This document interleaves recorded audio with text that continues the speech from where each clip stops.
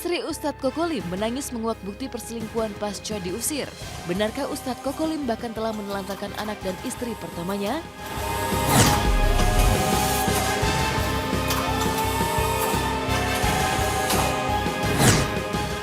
Dikabarkan tengah mendekati penyanyi Malaysia Mas Idayu. Benarkah Saipul Jamil justru ditolak mentah-mentah?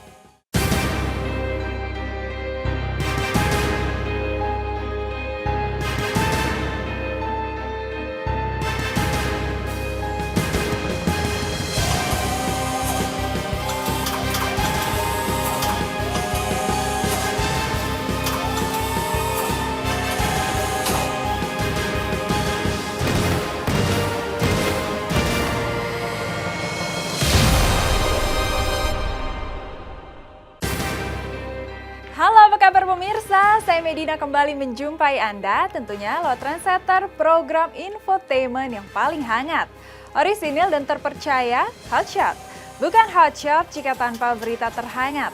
Untuk itu jangan kemana-mana pemirsa, tetap saksikan Hotshot selama 1 jam ke depan, sebab Hotshot selalu menguak sisi lain di balik berita dan fenomena.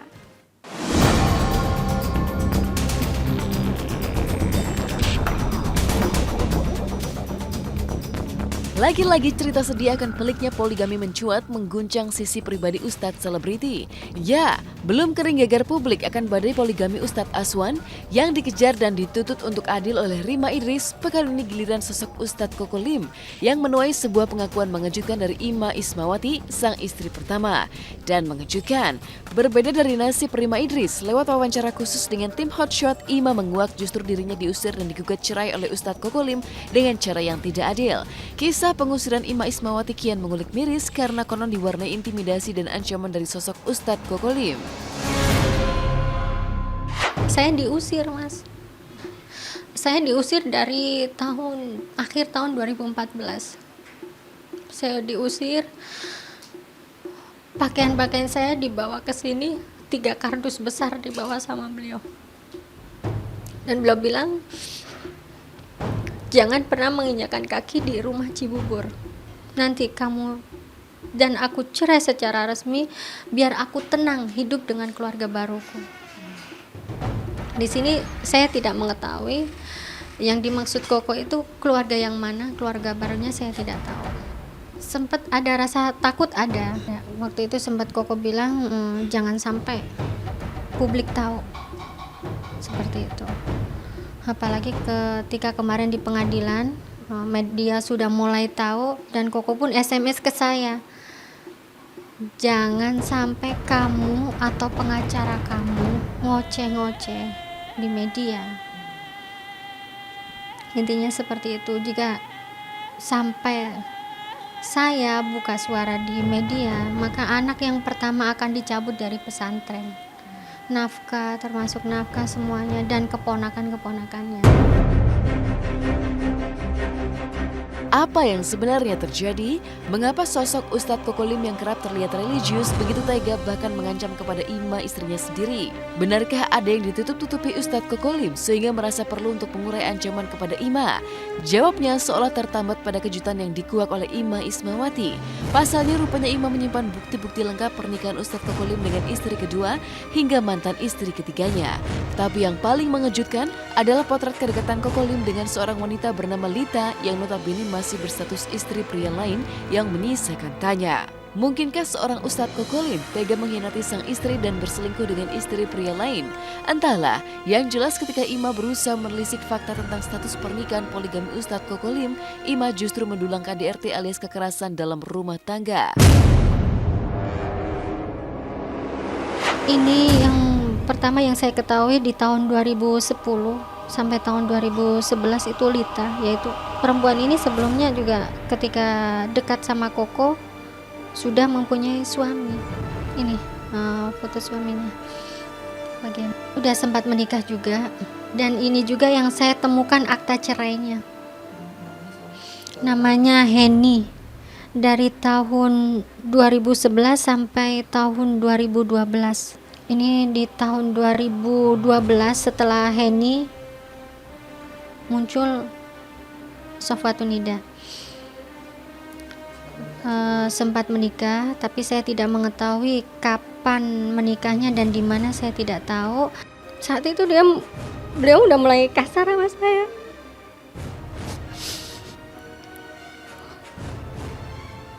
Karena saya menghindari pertengkaran, kasihan sama anak-anak saya, makanya saya lebih baik diam dan diam. Sebelum bertemu denganmu, hidupku bahagia. Semenjak bertemu denganmu, ku makin bahagia. Semakin lama aku semakin tahu tentang. Mau tak mau, teka-teki baru pun mencuat. Tak pernah mendapatkan izin untuk berpoligami. Benarkah Ustadz Kokolim telah berani memalsukan dokumen agar terlihat sah di mata hukum negara? Masih menyisakan teka-teki yang perlu ditelisik lebih dalam. Bahkan kabarnya Ima pun telah mengambil ancang-ancang untuk memperkarakan Ustadz Kokolim secara pidana atas teka-teki dokumen pernikahan dan perceraian Ustadz Kokolim dengan para mantan istrinya tersebut. Istrinya sekarang lagi mengajukan gugatan perceraian di PN Depok. Ada indikasi-indikasi bahwa ternyata Kokolim ini melakukan tindak pidana. Tapi kita belum mau menyebutkan dulu, kita masih mempelajari dulu seperti itu. Saya mulai cross check ke kantor KUA dan ketua KUA-nya mengatakan di sini tidak ada nama tersebut dan tidak terdaftar di kantor KUA kami. Malam beliau datang. Sampainya di sini beliau marah-marah. Kenapa saya sampai datang ke kantor KUA tersebut? Di sini saya bilang, memang kenapa? Apa saya salah? Saya kan hanya mau cross check aja kebenaran ini. Dan Koko malah semakin marah, malah tambah emosi dan akhirnya memukul kepala saya. Kepala bagian kanan. Tanpa sengaja saat itu juga anak kedua saya melihat kejadian tersebut. Hasil pemeriksaan dokter, hasil scan, setelah 2 hari saya dipukul sama Koko. Tanggal 22 November tahun 2013. Sampai saat ini kalau saya sakit kepala saya nggak bilang sama anak saya. Kalau saya bilang dia pasti nangis. Pernah kan saya bilang bahwa kepala mama pusing deh, langsung nangis. Kepala yang mana ma? Yang dipukul Abi ya? Mama jangan mati ma. Ntar kalau mama mati Dede sama siapa? Selalu yang diucapin itu. Makanya setiap kepala saya pusing, saya diam. Saya nggak bilang sama anak saya. Jadi saya harus berusaha berdiri, berusaha kuat di depan anak-anak saya.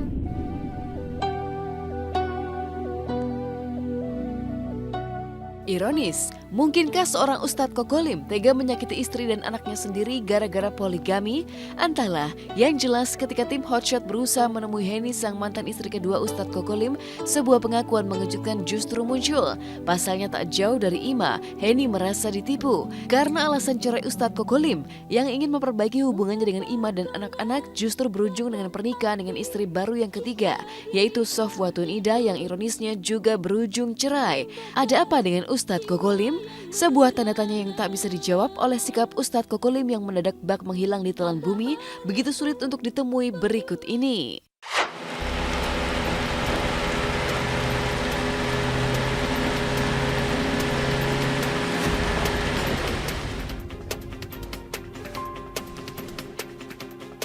Saya nggak bilang dipasukan, tapi ada indikasi di situ. Jadi ada indikasi bahwa dibuat ya, jadi menjadi alasan kalau misalnya Kokolim ini untuk bisa menikah lagi. Jadi punya alasan prosedural lah ya, secara hukumnya sahnya seperti itu. Kalau alasan perceraiannya, Koko pertama mengajukan bahwa dia mau rujuk sebenarnya sama Mbak Ima, mau memperbaiki rumah tangganya dia dengan Mbak Ima secara bijaksananya. Ya aku mungkin berpikir ya silahkan, kalau karena dia punya anak, punya istri yang sudah bertahun-tahun lebih lama daripada aku. Oke, aku terima seperti itu. Tapi ternyata di perjalanan kok ada skenario yang berubah gitu loh, yang sama Mbak Ima kok nggak akur juga, malah Koko malah berpaling dengan wanita lain. Yang terkesan kok Koko jadi memainkan perempuan gitu ya.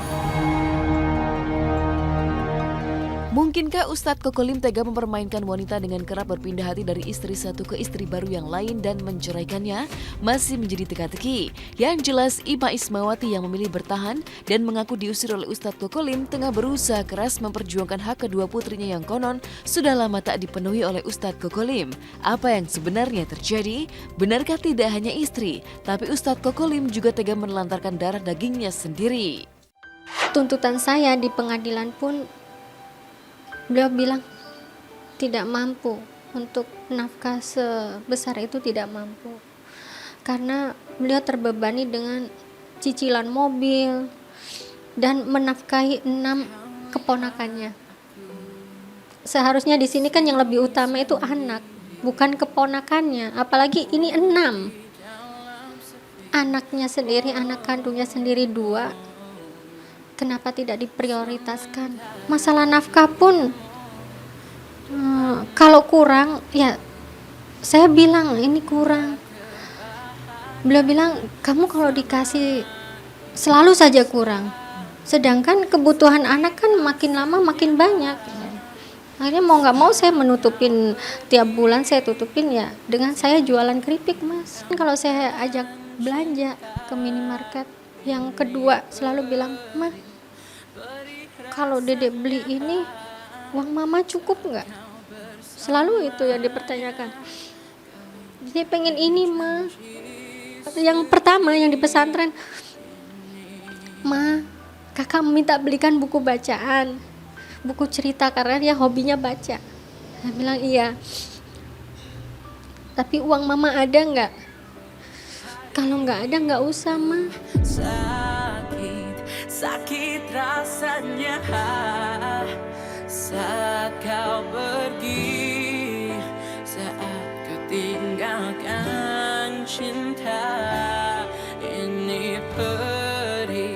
Perih rasanya saat kau bersamanya, kau ingkari janji suci ini. Hidup nelangsa tanpa asmara membuat Saipul Jamil tak henti-henti tebar pesona. Setelah gagal menjerat cinta Rina Nose, kini Saipul mengalihkan jerat asmaranya ke komentator ajang Dangdut Akademi Asia asal Malaysia bernama Masih Dayu. Begitu terpesonanya kepada sosok Masih Dayu, Saipul bahkan sering melontarkan pujian dan rayuannya di atas panggung tingkat Asia ini. Tidak hanya itu, untuk memikat hati Masih Dayu, Saipul kini bahkan rutin melakukan fitness di rumahnya. Benarkah ini merupakan cara Saipul untuk menarik perhatian Masih Dayu? Simak berita lengkapnya hanya di Hot Shot sesaat lagi.